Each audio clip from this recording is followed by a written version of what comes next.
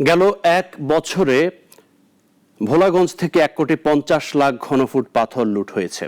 পরিবেশবিদরা বলছেন এতে তৈরি হচ্ছে ওই অঞ্চলের অর্থনৈতিক এবং পরিবেশগত বিপর্যয়। পাথর চুরি ঠেকাতে পদক্ষেপ নেয়ার পাশাপাশি চাইলেন নীতিমালা।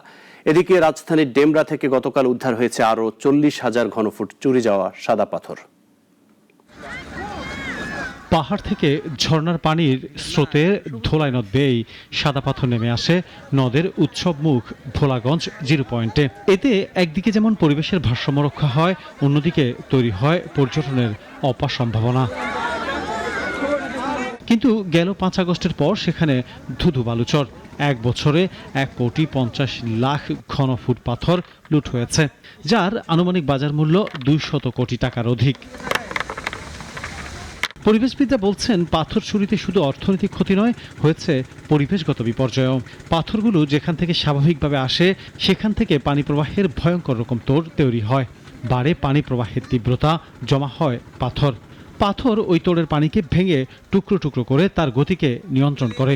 বিশেষজ্ঞরা বলছেন পাথর চুরি হওয়াতে ক্ষতিগ্রস্ত হবে পানির প্রবাহ।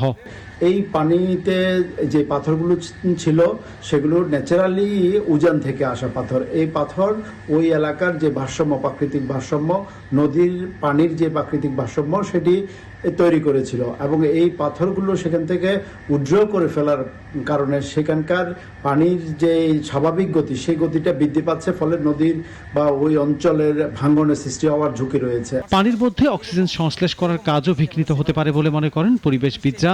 তাগিদ দিলেন পাথর উত্তোলনে নীতিমালা তৈরির। পাথর এখান থেকে উত্তোলন করে ফেলা, এরকম প্রগাঢ়ভাবে, এরকম ইন্টেন্সিভলি সকল পাথর নিয়ে যাওয়া ওই অঞ্চলের মাটি, পানি, বাতাস সবগুলো বিষয়ের জন্য একটি ক্ষতির কারণ, অর্থাৎ পরিবেশগত একটি বিপর্যয়ের সৃষ্টি সেখানে ইতিমধ্যেই হয়েছে। পাথর চুরির ফলে দুই পাশে প্লাবনের পরিমাণ বাড়ে, ভাঙনের সৃষ্টি হয় এবং পানিকে গোড়াতেই সাংঘাতিকভাবে দূষিত করে।